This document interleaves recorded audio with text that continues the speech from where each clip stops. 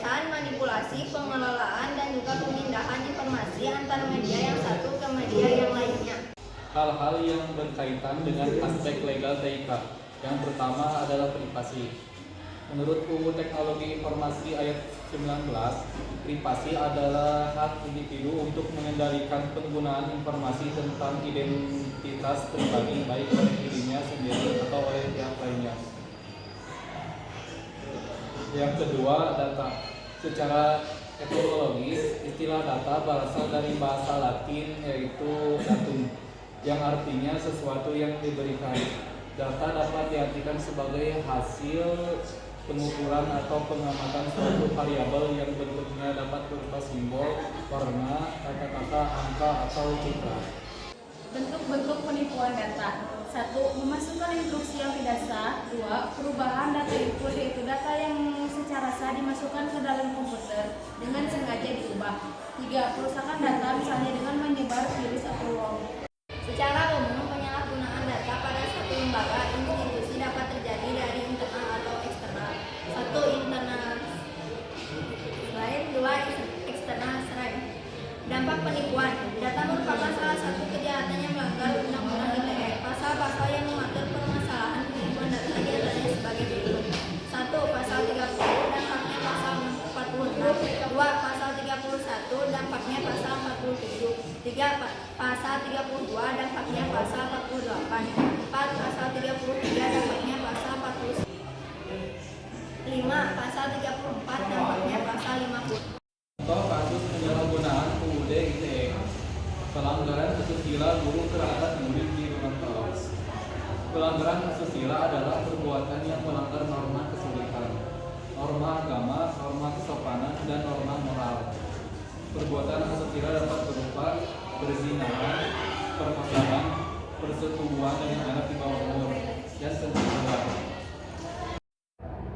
Pasal dan ayat yang dilanggar. Pasal yang mengatur pelanggaran asusila di Indonesia adalah Pasal 27 ayat 1 dan Pasal 27 ayat 3 Undang-Undang Informasi dan Transaksi Elektronik UU Undang-Undang ITE.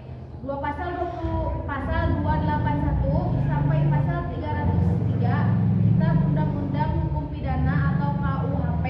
Pasal 532 sampai Pasal 547 KUHP. Salah satu contoh pelanggaran asusila yang ada di Indonesia adalah tersebarnya video mesum antara guru dan murid di Gorontalo ke media sosial. Modusnya, tersangka seringkali memberikan bantuan dan perhatian lebih kepada korban. Dalam hal ini, kegiatan pembelajaran korban di sekolah hingga membuat korban pun merasa nyaman. Motif tersangka tersebut adalah menjalani hubungan asmara dengan korban, mengungkap Kapolres Gorontalo AKBP Dedi Herman saat memberikan keterangan. Guru inisial Devi, umur 57 tahun, ditetapkan sebagai tersangka setelah laporan video mesumnya bersama seorang murid viral di media sosial. Video memperlihatkan Devi berhubungan intim dengan siswi kelas 12 1 Kabupaten Gorontalo. Dari pemeriksaan terhadap korban dan sejumlah saksi, keduanya punya asmara. Devi melancarkan perbuatan jahatnya sejak Januari 2024. Gurungan Gorontalo, inisial DH, umur 57 tahun, dijerat UU nomor 17 tahun 2016 tentang penetapan peraturan pemerintahan pengganti Undang-Undang tahun 2016 tentang perlindungan anak karena berhubungan seks dengan siswanya yang masih berusia 16 tahun. DH pun terancam hukuman maksimal 15 tahun penjara. Sanksi bagi pelanggar asusila. Pasal 45 ayat 1 UU ITE, pidana penjara paling lama 6 tahun atau denda paling banyak sampai 1 miliar.